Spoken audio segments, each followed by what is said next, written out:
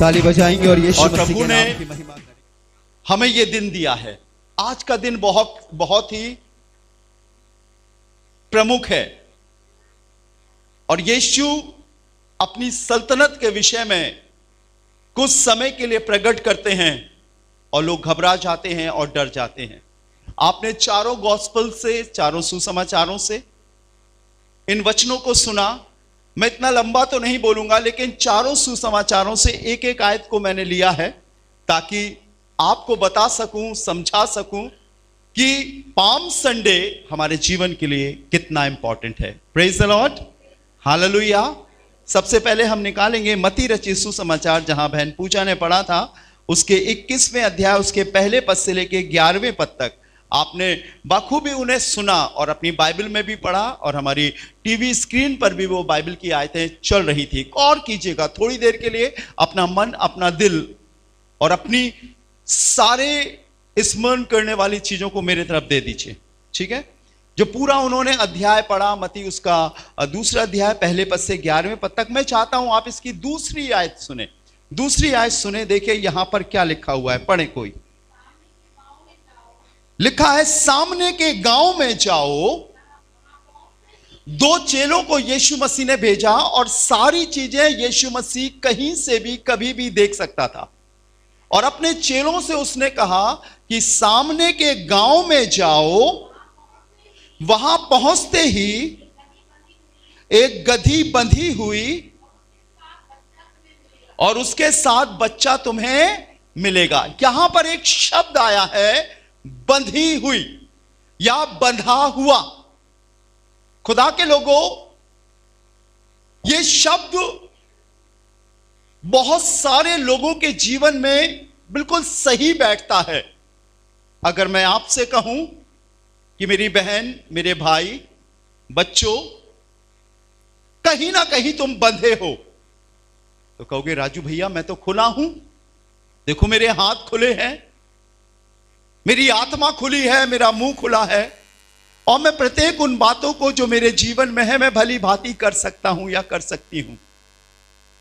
और आप हमें बता सकते हैं अच्छी तरीके से कि आप खुले हो, लेकिन जब हम रूहानी तरीके से दृष्टि करते हैं, आत्मिक रीति से जब हम दृष्टि करते हैं, तो हम बहुत सारी चीजों में बंधे होते हैं। क्या होते हैं? बंधे होते हैं। अगर मैं आपसे कहूं खुदा के लोगों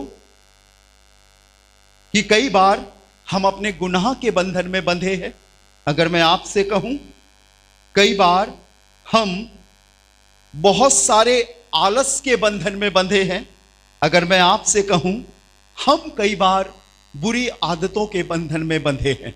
यह गधी का बच्चा बंधा हुआ था और जब तक हम बंधे रहेंगे इन सारी चीजों में, पाप में, बुरी आदतों में, तमाम प्रकार के गुनाह के बंधन में जब हम बंधे रहेंगे, यीशु हमारे ऊपर सवार नहीं होगा।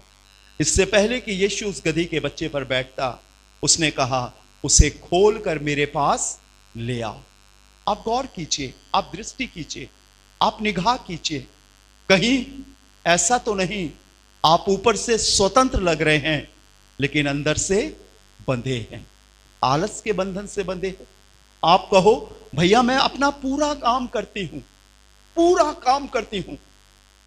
पूरा काम करना अच्छा है, लेकिन पूरा काम समय से करना अच्छा है। अगर मैं आपसे कहूं बहन रीना, आप आधे किलो आटे की रोटी बना दीजिए, और रीना ने सुबह से आटा गूंदना शुरू किया और शाम के 6 बज गए, रोटी उसने शाम को 6 बजे तक पूरी बना दी। क्या ये अच्छा काम है? काम तो उसने पूरा किया, लेकिन काम में क्या किया उसने? समय बहुत लिया। हम कहते हैं हम चर्च जाएंगे प्रभु, हम तेरे घर जाएंगे, हम तैयारी करते हैं, लेकिन आते आते आते आते देर हो जाती है। आलस का बंधन। आपको मालूम है 90% कलीसियाओं के अंदर आलस का बंधन है, और जब तक आलस का बंधन होगा, मैं आपको बताऊं, यीशु सवार नहीं होगा। मैं लखनऊ के बंगला बाजार में खुदा की खिदमत करता था अपने पास्टर रेवरेंड जगदीश दास के संग। वो अब खुदा के पास हैं। हमको उस आराधना की शुरुआत करनी होती थी। ना हमें हारमोनियम बजाना आता था, ना हमें कॉन्गो बजाना आता था, लेकिन जब हम वहां पर जाते थे, आपको बताऊं मैं, हम दरी बिछाते थे, झाड़ू लगाते थे, इंस्ट्रूमेंट रखते थे, और जैसा हमें आता था हम गाना शुरू कर देते थे। चूंकि बहुत समय में बिहार में रहा तो मुझे भोजपुरी के गाने बहुत सारे आते थे, और वो देहाती पुरवैया गाने बहुत सारे आते थे। जब मैं गाता था तो लोग धीरे धीरे आना शुरू हो जाते थे। इससे पहले कि खुदा के दास प्रभु के वचन को सुनाने वहां पर आए, मैं और मेरे मित्र वहां पर आराधना शुरू कर देते थे। मैं आपको बताऊं, उनके प्रार्थना करने से पहले आराधना करते करते करते वो सब चंगे हो जाते थे। जब हमारे पास्टर उनसे कहते थे जिसे दुआ कराना वो सामने आए, तो वो कहते थे, संत साहब, संत बोलते थे, हम तो अच्छे हो गए। हमें ताजुब लगता था ये कैसे अच्छे हो गए। मालूम क्यों? क्योंकि वो समय से पहले खुदा के घर में आते थे। जो खुदा के घर में समय से पहले आएगा, आलस से नहीं आएगा, उसको दुआ कराने की जरूरत नहीं है, वो अपने आप ही अच्छा हो जाएगा। आलस के बंधन में ये गधी का बच्चा बंधा हुआ था। आप देखें, कहीं ऐसा तो नहीं आप बुरी आदतों के बंधन में हैं? आप एक तरफ से खुदा की महिमा करते हैं और दूसरी तरफ से संसार की महिमा करते हैं। कहीं ऐसा तो नहीं आप उन बंधनों में जकड़े हुए हैं और निकल नहीं पा रहे, बहुत साल हो गए। एक शख्स को मैं जानता हूं, वो चर्च में बहुत एक्टिव है, चर्च का सचिव है, खजांची है, मेन है, लेकिन वो नशे के बंधन में है। मैंने उनसे बोला, प्रभु ने आपको इतनी अच्छी जगह पर, इतनी अच्छे सीट से नवाजा है, लेकिन आप आज भी बीड़ी पीते हो, सिगरेट पीते हो और आप नशे के बंधन में हो। मैंने कहा, आप फॉर्मेलिटी पूरी करोगे, लेकिन यीशु कभी आपके ऊपर नहीं आएगा, कभी यीशु आपके जीवन में सवार नहीं होगा। आप सिर्फ तरकीब और रिवाज पूरा करोगे, अपने काम की जिम्मेदारी पूरी करोगे, लेकिन यीशु नहीं आएगा। जब तक हम बंधन में रहते हैं यीशु नहीं आता। मैं आपको एक शख्स से मिलाना चाहता हूं, अगर आप निकाल सकते हैं, एक्ट्स ऑफ अपोस्टल, प्रेरितों के काम 8वां अध्याय और उसका 23वां पद। यहां पर एक शख्स है जिसका नाम है शिमोन टोना, और उसने देखा प्रभु के दास जब किसी पर हाथ रखते थे तो उन्हें पवित्र आत्मा मिल जाता था, वो अन्य अन्य भाषा बोलने लगते थे और प्रभु उन्हें बड़ी सामर्थ से भर देता था। ये शिमोन टोना करने वाला, जादू करने वाला, बड़े गौर से देख रहा था, एक एक चीज को देख रहा था। और मैं चाहता हूं मेरी बहन, मेरे भाई, अगर आप पढ़ सकते हैं 8वां अध्याय और आप निकाल सकते हैं इसका 20वें पद से पढ़े, 20वें पद से। जी जी, ये मालूम क्या कह रहा था? एक आयत और ऊपर पढ़ दीजिए, देखिए क्या लिखा है जी। हाँ, ऊपर पढ़े। ये शिमोन टोना कहने लगा कि ये अधिकार मुझे भी दो। कौन सा अधिकार? एक आयत और ऊपर से पढ़े ताकि आप समझ सकें। हाँ, ये शिमोन टोना है। टोना मतलब टोना करने वाला, जादू टोना करने वाले देखे ना आपने, वो है। और जब इसने देखा अरे पतरस हाथ रख रहा है, लोगों को पवित्र आत्मा मिलने लगा, तो इसने देखा कि प्रेरितों के हाथ रखने से पवित्र आत्मा दिया जाता, तो उसके पास आकर क्या कहने लगा? अगली आयत। जी, पवित्र आत्मा पाए। आगे जी, तेरे रुपये तेरे साथ नाश हो, क्योंकि तूने परमेश्वर का दान। जी, आगे। हाँ, तेरा मन परमेश्वर के आगे सीधा नहीं है। अगली आयत। इसलिए अपनी इस बुराई से मन फिराकर प्रभु से प्रार्थना कर, संभव है कि तेरे मन का विचार। अब मुख्य आयत पे आ गए, पढ़ें। क्योंकि मैं देखता हूं पित्त की सी कड़वाहट और अधर्म के बंधन में पड़ा है। इसकी इच्छा अच्छी चीज पाने की तो है। हम सब चंगे होना चाहते हैं, हम सब सामर्थ से भरना चाहते हैं, हम सब गीत गाना चाहते हैं, हम सब चाहते हैं जैसा मांगे वैसा हमारे साथ हो जाए। लेकिन आपको मालूम है, हर किसी के साथ वो नहीं होता, क्योंकि उसके अंदर बंधन है। इसकी इच्छा तो अच्छी थी, इसने सोचा रुपये से मिल जाएगा, दौलत से मिल जाएगा, शोहरत से मिल जाएगा, टैलेंट से मिल जाएगा। नहीं, पतरस ने कहा तू पित्त की सी कड़वाहट से भरा हुआ है और अधर्म के बंधन में पड़ा है। ये गधी का बच्चा वहां बंधा हुआ था और इसके दिमाग में बहुत कुछ चल रहा था। आज बहुत से लोग ऐसी ही पित्त सी कड़वाहट से भरे हुए हैं, अच्छा तो चाहते हैं लेकिन आज भी उनके अंदर अधर्म है। अधर्म अर्थात उनका परमेश्वर से संबंध नहीं है, तमाम प्रकार के पाप और बुरी अभिलाषाओं में पड़े हैं। यीशु ने कहा उसे खोल कर मेरे पास ले आओ। आइए हम दूसरे अध्याय में चलेंगे। मार्क जो हमारी बहन महिमा ने पढ़ा था उसका 11वां अध्याय 1 पद से लेकर 10वें पद तक पढ़ा था, पर मैं चाहता हूं कोई भी भाई बहन इसकी चौथी आयत पढ़े। मार्क चैप्टर 11 वर्स 1 to 10 तक है, पर इसकी 4th वर्स पढ़े, चौथी आयत। लिखा, उन्होंने जाकर उस बच्चे को बाहर द्वार के पास चौक में बंधा हुआ पाया और खोलने लगे। ये बच्चा कहां पर बंधा था? सभी लोग बोलेंगे कहां पर बंधा था? चौक में। और इनके घर के बाहर ही चौक था, चौराहा था। फिर से सुनिएगा इस आयत को।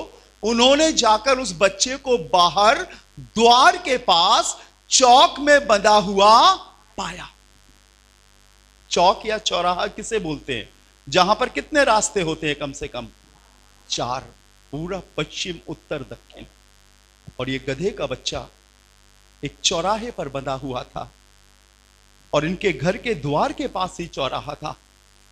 कई बार मैं और आप एक बात पर स्थिर नहीं हो पाते, जो हमें अच्छा लगता हम वो ही करने लगते। मैंने कुछ चीजें लिखी हैं, यहां पर लिखा है जिसका कोई उद्देश्य नहीं वो चौराहे पर है। ये भी अच्छा लगता, ये भी अच्छा लगता, वो भी अच्छा लगता, वो भी अच्छा लगता, सब कुछ अच्छा लगता।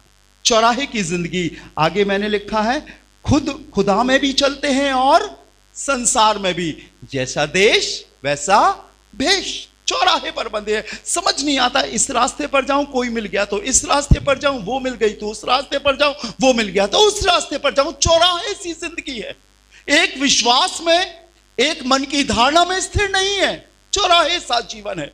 और मैंने एक चीज और लिखी हुई है, जैसा समय देखते हैं वैसे हो जाते हैं। उन्होंने कही उनकी जय करो तो वो उनकी जय करने लगते, जब वो कहते हैं उनकी जय करो तो उनकी जय कहने लगते। उन्हें मालूम ही नहीं कि सत्य क्या है असत्य क्या है। एक चौराहे पर बैठे हुए हैं। हमने किया है, हो जाएगा तो ठीक है, नहीं तो वो कर लेंगे। समझ में नहीं आ रहा क्या करें, चौराहे सी जिंदगी है। और आपको मालूम है चौराहे वाली जिंदगी जीने वाला कभी सक्सेस नहीं हो पाता।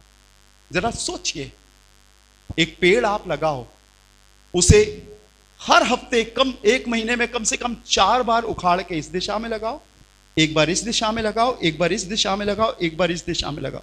क्या वो पेड़ पनप पाएगा? क्या वो पेड़ फूल और फल दे पाएगा? कभी नहीं। आज ऐसे ही विश्वासियों का जीवन है जो चौराहे पर लगा हुआ है। उनके पास कोई उद्देश्य नहीं है, एमलेस, कोई मकसद नहीं है, कोई मंजिल नहीं है, हर तरफ जाने को तैयार होते हैं। जब तक मेरी शादी नहीं हुई थी और मिसेस एलिजाबेथ राजू जॉन मेरी लाइफ में नहीं आई थी, मैं भी खुदा से दुआ करता था कि प्रभु मेरी लाइफ में ऐसा पार्टनर देना जो मेरी जिंदगी को सही रख सके और तेरी खिदमत में मेरे संग कंधे से कंधा मिलाकर चल सके। हालेलुया। मैं छोटा था, मेरी शुरुआत थी। जब मैं कहीं जाता था और मुझे कोई दिखता था तो मुझे अंदर से यह लगता था यही को खुदा ने मेरे लिए जोड़ा है। और मेरे दिमाग में वही ख्याल चलता था। जब मैं और कहीं जाता था तो वहां पर गोरी सी लड़की दिखती थी, मुझे लगता था खुदा ने वही मेरे लिए जोड़ी है। जब मैं लौट कर अपने यहाँ आता था तो मुझे लगता था यही है, फिर मुझे लगता था यही है, तमाम। फिर मैं कहता था खुदा कौन है? चौराहे सी जिंदगी। आज बहुत से जवानों की जिंदगी चौराहे पर खड़ी हुई है। कभी वो अच्छा लगता है, कभी वो अच्छा लगता है। एक हफ्ते एक से टाइम पास करते, दूसरे हफ्ते दूसरे से टाइम पास करते, कभी मोटी वाली से और कभी चौराहे सी जिंदगी, कोई एम नहीं है। दक्षिण कोरिया के चर्च में एक लड़का प्रभु के दास के पास आया और प्रभु के दास से कहने लगा मैं शादी करना चाहता हूं। तो उसने कहा ठीक है, मैं तुम्हारे लिए प्रार्थना करूंगा, तुम शादी जरूर करो। तो तुम एक कागज में लिखो कि तुम्हें कैसी लड़की चाहिए, कितनी लंबी चाहिए, कैसी चाहिए। और वो उस कागज में उसने लिखा, मुझे एक ऐसी लड़की चाहिए जो प्रभु का भय मानने वाली हो, उसकी हाइट इतनी हो, वो यहां तक पढ़ी लिखी हो, वो इतना वचन पर विश्वास करने वाली हो, और तमाम बातें उसने लिखी। और उसने कहा प्रभु के दास ने, एक हफ्ते उस कागज पर हाथ रखकर प्रार्थना करो और मैं भी तुम्हारे संग प्रार्थना करूंगा। और एक दिन बिल्कुल सेम वैसी लड़की उस कलीसिया में आई, और परमेश्वर की आत्मा ने खुदा के दास से और उस लड़के से बात करी, और जब वो बातें शेयर करी तो वो बातें मैच हो गई, मिल गई, और उनकी शादी हुई। Hallelujah, hallelujah. हमारी इंडिया में भी शादी होती है और उनके 32 के 32 गुण मिलते हैं, लेकिन हमारे वकील साहब बैठे 2 महीने के बाद कोर्ट में मिलते हैं। सही बात है कि नहीं? चौक पर बैठे हैं, कोई एम नहीं है, कोई उद्देश्य नहीं है, जो आंखों को अच्छा लग रहा है, जो हमारे दिल को भा रहा है। हम लोग कहते कि ये प्रभु ने किया है, नहीं। याद रखो, शैतान भी मन से कहता है, शैतान भी दिल से बात करता है। और आज बहुत से लोगों का जीवन इसीलिए तबाह है क्योंकि उनकी जिंदगी चौराहे की है। इससे पहले कि यीशु मसीह आप पर सवार हो, इसलिए इससे पहले कि यीशु मसीह आप पर हुकूमत करे, आप चौराहे से निकलकर खुदा के पास आ जाओ, क्योंकि एक ही मार्ग है और एक ही रास्ता है, और वो है यीशु मसीह। हालेलुया। एक आयत पढ़ेंगे, इसके लिए जल्दी से मेरे लिए निकाल लें, अगर कोई भाई बहन निकाल सकता है मेरे लिए खुदा के वचन में से। जरमाया चैप्टर 49, जरमाया चैप्टर 49, यिर्मयाह की किताब 49 अध्याय और उसका 26वां पद, 26 वर्ष। जरमाया कोई भी भाई बहन पढ़े जिसे सबसे पहले मिल जाए जी। नहीं, जरमाया 49 निकाल, 26। हाँ, सेनाओं के यहोवा की ये वाणी है। हाँ, कहां पर? चौकों में भैया, ना घर में गिराए जाएंगे ना जंगल में, कहां पे गिराए जाएंगे? चौकों में, क्योंकि उनके जीवन में कुछ है ही नहीं ऐसा मकसद, कोई एम ही नहीं है। कभी इस होटल से खाते हैं, कभी उस होटल से खाते हैं, कभी उस दुकान से, कभी इस दुकान से, मौका मिलता है तो पड़ोस का भी खा लेते हैं। सेनाओं के यहोवा की यह वाणी है कि मैं उनके जवानों को चौकों में गिराए जाएंगे और सबका बोलना बंद हो जाएगा, क्योंकि वो चौराहे पे खड़े हैं। आप किसी असफल व्यक्ति से मिलिए, आप उससे बात कीजिए, मैं आपको 100% गारंटी देता हूं उसका जीवन चौराहे का जीवन होगा। और यीशु मसीह से पहले कि उस गधी के बच्चे पर बैठता, उसने कहा उसे चौराहे से खोलकर मेरे पास लाओ, क्योंकि ये गधा एमलेस है, इसके पास कोई मकसद नहीं है, इसका कोई एक रास्ता नहीं है, इसे खोलकर मेरे पास लाओ। आइए हम 3rd गॉस्पल में चलेंगे, जो आपको मिलेगा लूका रचित सुसमाचार, उसका 19 अध्याय 29 से 40। हमारी बहन रीना ने पढ़ा था, अच्छा पढ़ा था, मोबाइल से पढ़ा तो क्या हुआ, लेकिन पढ़ा उसने। और मैं चाहता हूं इसकी 33 वर्स निकालें, 33 वर्स, जिस किसी भाई बहन को मिलती है पढ़े। मार्क चैप्टर 19 वर्स 33 जी, पढ़े। हाँ, नहीं, आप कहीं और चली गई। हाँ, 19वां अध्याय 33 पद। जब वे गधे के बच्चे को खोल रहे थे, हाँ, कहां पढ़ रही है? अच्छे से पढ़े, देखिए ऊपर क्या लिखा है। जब वो गधे के बच्चे को खोल रहे थे तो उसके मालिकों ने, मालिक नहीं है, क्या लिखा है? मालिकों ने उनसे पूछा। आगे, अगर एक पत्नी का एक हस्बैंड होता है, एक घर का एक मालिक होता है, बच्चों का एक पिता होता है, लेकिन इस गधे के बच्चे के बहुत सारे मालिक थे। समझ रहे हो ना? और हमारे और आपके भी बहुत से मालिक होते हैं। कभी कभी हमारा मालिक हमारी बुद्धि होती है। अरे तुम्हें क्या मालूम, हमें सब मालूम है, तुम तो अभी छटाक भर के हो, तुमने दुनिया क्या देखी। एक स्कूल के प्रिंसिपल मुझसे कहते थे, हमने अपने बाल ऐसे ही सफेद नहीं किए हैं, उनके ऊपर रेप का मुकदमा लगा, और वो चले गए। हाँ, हम अपने एक्सपीरियंस पर, हम अपने अनुभव पर, हम अपने तौर तरीकों पर, बहुत से मालिक हैं हमारे। और मालूम है आपको, शायद दौलत हमारा मालिक है और हम कहते हैं बाप बड़ा ना भैया। सबसे पहला परमेश्वर का काम रुपयों से नहीं हो सकता। रुपये परमेश्वर के काम में टूल्स हैं। टूल्स समझते हैं ना, जैसे गाड़ी का चक्का खोलना होता है तो हमें एक पाना लगाते हैं ना, वो एक टूल्स है। वैसे ही प्रभु की खिदमत में पैसा टूल्स है। बिना पैसे की भी खिदमत हो सकती है। Hallelujah, hallelujah. और बाइबल बताती है इसके बहुत सारे मालिक थे और कई बार बहुत सारे लोगों का शैतान मालिक है। जब उन्हें घड़बड़ाहट होती है, जब उनका बीपी ऊपर नीचे होता है, जब उन्हें चक्कर आते तो कहते हमने लगला दिया नहीं जलाया, हमने अगरबत्ती नहीं जलाई। कई बार उनके मालिक शैतान होता है। अरे उन्हें खुश करो, नहीं तो रात में गंदे गंदे सपने आएंगे। कई परिवारों में तो सपने ही आते, मालूम क्यों? क्योंकि उनका मालिक कौन है? शैतान है। हालेलुया। और कई बार कई लोगों का मालिक हट होता है। हट, जाओ पादरी साहब, आप तो कहते रहो, हमें जो करना है वो हम करेंगे। हट, हमें नहीं झुकना है, हम जैसे हैं वैसे ही हैं। कई लोगों के मालिक हट होते हैं। उन्हें बोला जाता खुदा के घर आओ, आ जाएंगे आ जाएंगे आ जाएंगे, किराया लगता है, बहुत दूर है। एक दिन किराया भी नहीं लगेगा, वो सीधे नरक में ले जाएगा। हट मालिक होता है।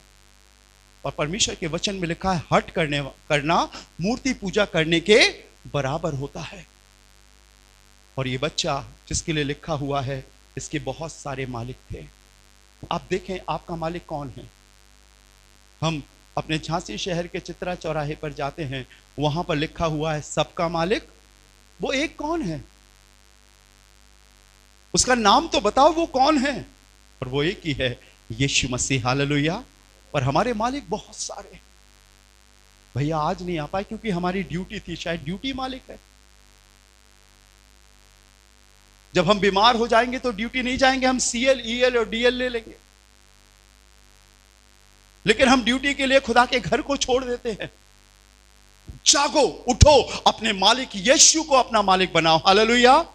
एक आयत पढ़िएगा, मेरे लिए बहुत अच्छी खुदा के कलाम से लिखी हुई है। प्रभु यीशु मसीह के विषय में लिखा हुआ है। खुदा के लोगों पढ़िएगा मेरे संग, मार्क मत्ती रचित सुसमाचार 23वां अध्याय और उसका 10वां पद पढ़िएगा, बल्कि 8 से पढ़ दीजिए, 8 से 10 तक। मत्ती 23वां अध्याय 8 से 10 पढ़िए जल्दी से। लिखा है परंतु तुम रब्बी ना कहलाना, रब्बी अर्थात प्रभु ना कहलाना, क्योंकि तुम्हारा एक ही गुरु है। कौन है हमारा गुरु? यीशु मसीह। हालेलुया। मुझे कई लोग कहते हैं ये हमारे गुरु हैं, इन्होंने हमें सिखाया। भैया मैं गुरु नहीं हूं। अगर तुम मेरे चेले होते तो मेरे साथ होते, तुम अलग हो गए हो। मैं तुम्हारा गुरु नहीं हूं, हमारा गुरु एक ही है, वो है यीशु मसीह। पढ़िएगा आगे। हाँ, पृथ्वी पर किसी को अपना पिता ना कहना, तुम ही हमारे माई बाप हो। हम लोग कहते तुम ही हमारे माई बाप हो। आपने टीवी में सुना होगा ना, बहुत सारे जो प्रॉफिट है हमारे पंजाब में, लोग उन्हें कहते हैं पापा, डैडी। सुना है ना, कई लोग दुआ भी करते हैं, यीशु पापा, यीशु पापा, यीशु पापा, यीशु पापा। और बीबी को मारते हैं घर में, दे दनादन, दे दनादन, दे दनादन, दे दनादन। बाइबल में लिखा है और पृथ्वी पर किसी को अपना पिता ना कहना, क्योंकि तुम्हारा एक ही पिता है जो कहां है? स्वर्ग में है। आगे पढ़िएगा। और स्वामी भी ना कहलाना, तुम्हारा एक ही स्वामी है अर्थात मसीह। हमारे बहुत से मालिक नहीं हैं, हमारा एक ही मालिक है, जिसने बनाया हमें, जिसने सजाया हमें, जिसने पाप की दशा में हमारे लिए अपनी जान दी और जो मृतकों में से जी उठा, जिसने कहा है कि मैं तुम्हें लेने आने वाला हूं, और वो है यीशु मसीह। हमारे 100 मालिक नहीं है, हमारे 33 करोड़ नहीं है, हमारे बहुत सारे नहीं है। हमारा एक ही प्रभु है जो हमारे बीच में आया, मनुष्य जिंदगी जी और जी उठा, और वो फिर हमारे बीच में आने वाला है। यीशु मसीह ने उससे पहले कहा कि तुम उसे खोल के लाओ। बहुत से मालिक रोकेंगे, बहुत से मालिक इसे रोकने लगे। और आपको भी, जब तक आप प्रभु के पास नहीं आओगे, आपको कोई नहीं रोकेगा। और जैसे ही आप अपने पड़ोसी से कहोगे मैं चर्च जाने लगी हूं, मैं खुदा के पास जाने लगी हूं, प्रभु ने मुझे शांति दी है, तो कहेंगे ईसाई बन गए क्या? क्या दे देते हैं वो? हमने कहा हम कुछ नहीं देते, हम सिर्फ प्रभु का सुसमाचार उन्हें देते हैं। हालेलुया। तुम्हारा एक ही मालिक है, तुम्हारे बहुत सारे मालिक नहीं है। आप देखिए आपका मालिक कौन है। आइए चौथे बात की ओर चलेंगे, चौथे गॉस्पल में, और फिर मैं उसके बाद खत्म करूंगा। यूहन्ना रचित सुसमाचार हमारी बहन ने पढ़ा था, 12वां अध्याय 12 पद से लेके 15वें पद तक हमारी बहन ने पढ़ा था, पर मैं चाहता हूं इसका 14वां पद पढ़े, 14वां पद 14 वर्ष। यूहन्ना रचित सुसमाचार 12वां अध्याय 14वां पद 14।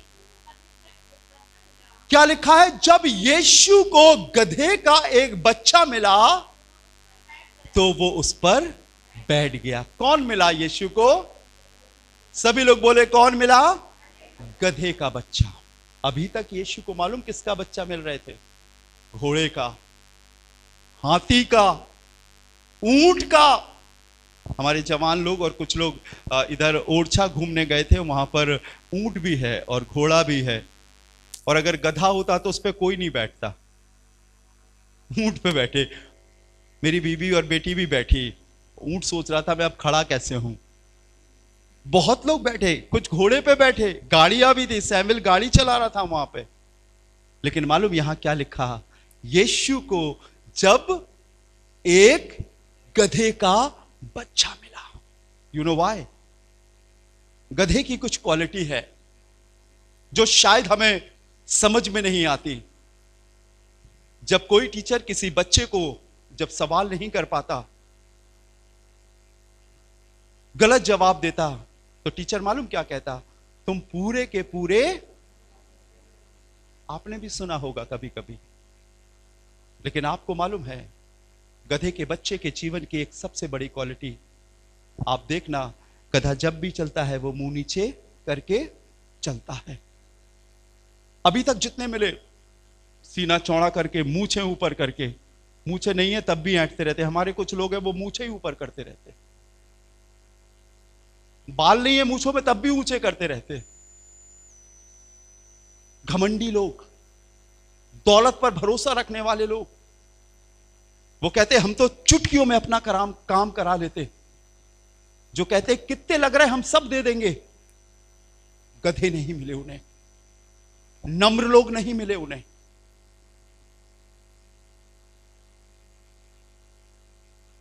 बहुत बुद्धिमान मिले,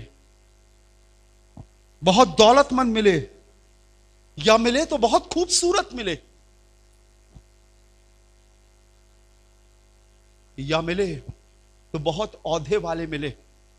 कुरिन्थियों की कलीसिया में पौलुस को लिखना पड़ा, स्त्रियां अपने सिर को ढाके, फैशन ना करे। व्यवस्था लिखी जा रही थी, तब परमेश्वर ने मूसा से कहा कि पुरुष स्त्री के और स्त्री पुरुष के कपड़े ना पहने। एक से एक मिले उन्हें, लेकिन कोई गधा नहीं मिला, कोई नम्र नहीं मिला। लेकिन बाइबल बताती है जब यीशु को गधे का बच्चा मिला तो वो उस पर बैठ गया। हमारे ऊपर क्यों नहीं आ पा रहे यीशु? हम क्यों पवित्र आत्मा का स्वाद नहीं चख पा रहे? हमारे अंदर वो वरदान क्यों नहीं आ रहे? कहीं ना कहीं हमारे अंदर गधे की एबिलिटी नहीं है, गधे की खासियत नहीं है। हम अपने आप को बहुत सुपीरियर समझते, हम सहनशील नहीं हैं, हम धीरजवंत नहीं हैं, हम ये कहने वाले नहीं है चलो ठीक है, हम ये कहने वाले हैं हमें ऐसा ऐसा करो। गधे का बच्चा। मेरे संग निकालिएगा खुदा के कलाम से एक्ट्स ऑफ अपोस्टल चैप्टर 13, प्रेरितों के काम 13वां अध्याय उसका 22वां पद पढ़िए। वो ढूंढ रहा है, वो चाह रहा है, वो खोज रहा है कि अगर उसे मिले तो कोई इस खासियत का शख्स मिले। पढ़िएगा मेरे लिए एक्ट्स ऑफ अपोस्टल प्रेरितों के काम 13वां अध्याय 22वें पद को पढ़िएगा जी। फिर उसे अलग करके फिर उसे अलग करके दाऊद को उनका राजा बनाया, जिसके विषय में उसने गवाही दी, हां मुझे एक मनुष्य यश्शे का पुत्र दाऊद मेरे मन के अनुसार मिल गया है। किसके अनुसार? मेरे मन के अनुसार। बहुत मिले साहब, बहुत मिले, लेकिन मन के अनुसार नहीं मिला। आपने गाड़ी चलाई होगी, फॉर्च्यूनर चलाई होगी, फोर्ड चलाई होगी, बड़ी बड़ी गाड़ियां चलाई होंगी। और आपको मालूम है जब उसका डिस्क्रिप्शन पढ़ोगे तो उसमें लिखा रहता है इसमें इतना हॉर्स पावर है, इसमें इतने घोड़ों की ताकत है। किसी में पढ़ा आपने इसमें इतने गधों की ताकत है? लोग प्रतिष्ठित ताकतवर लोगों को पसंद करते हैं, लेकिन खुदावंद यीशु मसीह निर्बल कमजोरों को पसंद करता है। Hallelujah, hallelujah. बाइबल में लिखा है जो है भी नहीं, बाइबल में लिखा उसने जगत के मूर्खों को चुन लिया ताकि ज्ञानवानों को लज्जित करे। नहीं मिल रहा है कोई उससे। वो जो चीज पसंद करना चाहता है शायद वो खासियत कई बार हमारे अंदर नहीं होती है। बाइबल में लिखा जब यीशु को एक गधे का बच्चा मिला तो वो उस पर बैठ गया। सोचना पड़ेगा आज हमारे जीवन में ये चीज क्यों नहीं आ रही है। उसका कारण खुदावंद यीशु मसीह है, उसका कारण खुदावंद यीशु मसीह नहीं है, उसका कारण मैं और आप हैं। शायद मैंने और आपने अपने अंदर कुछ खासियतों को रखा है। हम बन ठन के उसके पास आए हैं। साफ रहना अच्छी बात है, लेकिन बन ठन के प्रभु के पास आना अच्छी बात नहीं है। जक्कई कहने लगा प्रभु मैंने जितना अन्याय करके कमाया है मैं सब फेर दूंगा, मैं सब फेर दूंगा प्रभु। किसी का अगर मैंने दुगना लिया है तो उसका चौगुना फेर दूंगा। मालूम यीशु ने क्या कहा? आज इस घर में उद्धार आया है क्योंकि यह भी इब्राहिम का एक बेटा है। ऐसे लोगों की जरूरत है जो शोहरत, दौलत और ताकत पर घमंड नहीं करते, जो अपने आप को दीन और नम्र बनाते हैं। यीशु आपके लिए तैयार है। हालेलुया। आज भी वो आपके लिए तैयार है। जिस दिन कहोगे प्रभु मेरा ज्ञान, मेरी ताकत, मेरा पैसा, मेरी शौहरत, मेरी सुंदरता सब व्यर्थ है प्रभु, अगर कुछ है तो वो तू ही है। जब हम अपने आप को उसके योग्य बनाएंगे, हम अपने आप को उसके आगे नम्र बनाएंगे, वो आपके ऊपर सवार होगा। और लिखा है प्रभु घमंडियों का सामना करता है परंतु दीनों पर अनुग्रह करता है। Hallelujah, hallelujah.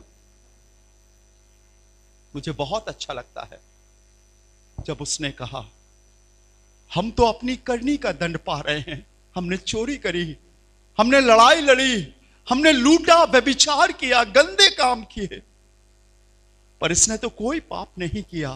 हे यीशु जब तू अपने राज में आए तो मेरी भी सुधि लेना। हालेलुया। यीशु ने क्या कहा? आज ही तू मेरे साथ। ऐसे लोगों की जरूरत है।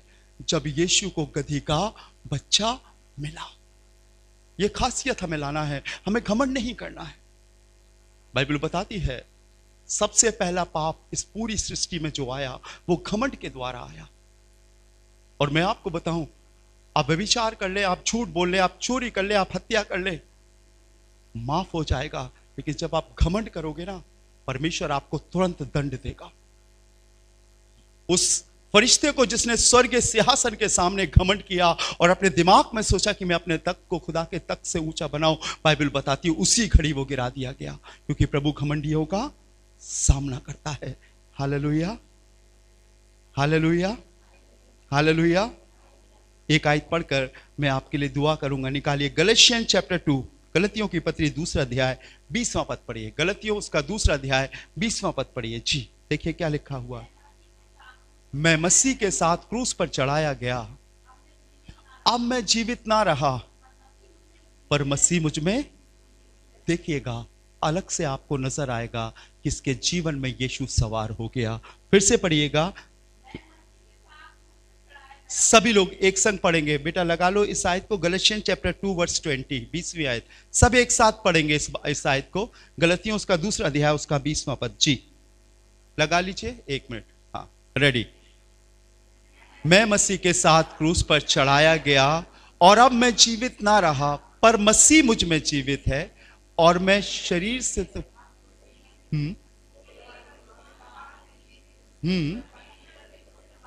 हाँ आपको अलग से मालूम चल रहा है इसके जीवन में कौन सवार है? यीशु मसीह। मेरा मैं, मेरा अपनापन, मेरा घमंड सब नाश हो गया।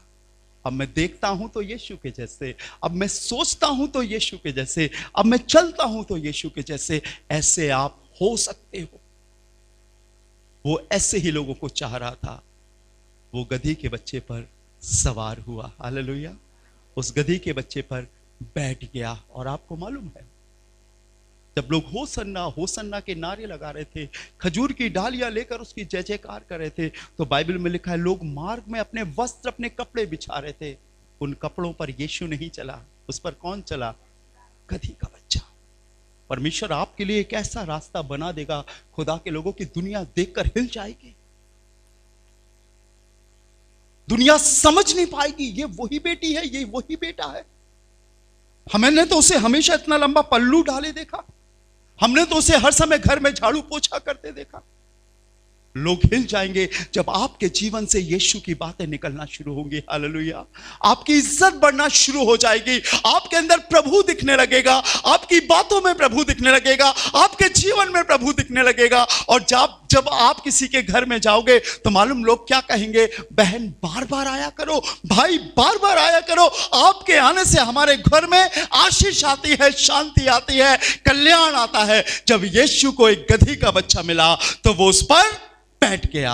आइए अपनी आंखों को बंद करेंगे, दुआ करेंगे। राजाओं के राजा, प्रभु के प्रभु, मैं आपका धन्यवाद करता हूं इस पवित्र पाम संडे वाले दिन। प्रभु, हम पाम संडे नहीं मना रहे हैं, लेकिन हम अपने यीशु को अपने दिल में बुला रहे हैं। हम उस दिन की कल्पना और चर्चा कर रहे जिस दिन तू यरूशलेम में प्रवेश कर रहा था। प्रभु, हम भी ऐसे ही थे, गधे के बच्चे के समान अनभिज्ञ थे प्रभु, जमाने में खोए हुए थे, लेकिन तूने हमें बंधनों से खोला, हमारे मालिकों को हटाया, हमारी बिना उद्देश्य की जिंदगी को एक उद्देश्य में बनाया प्रभु। और फिर उसके बाद जिस दिन से तू मिला है खुदावन, 32 साल तो हो गए हैं प्रभु, आप ही बैठे हैं। और मैं चाहता हूं आखिरी सांस तक आप ही मेरे अंदर रहे प्रभु। जब मैं जवानों से मिलूं, जब मैं बेटियों से मिलूं, जब मैं भाइयों से मिलूं, जब मैं बच्चों से मिलूं प्रभु, तेरी ही बातें कर सकूं प्रभु, उनके लिए प्रार्थना कर सकूं, उन्हें सच्चाई का रास्ता दिखा सकूं प्रभु। मेरी आखिरी सांस तक प्रभु तू मेरे ऊपर सवार हो।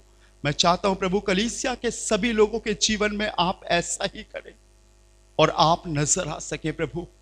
वो ये ना देखें कि मुझे संसार से क्या मिल रहा है, वो ये देखें कि मेरा यीशु मेरे साथ और मुझ में सवार है। प्रभु बरकत दे, आशीष दे और अपने योगी जीवन दे। सारा आदर, सारी महिमा आपको देते हैं और खुदावंद यीशु मसीह के नाम से मांगते हैं, आमीन आमीन। Praise the Lord, hallelujah. प्रभु आपको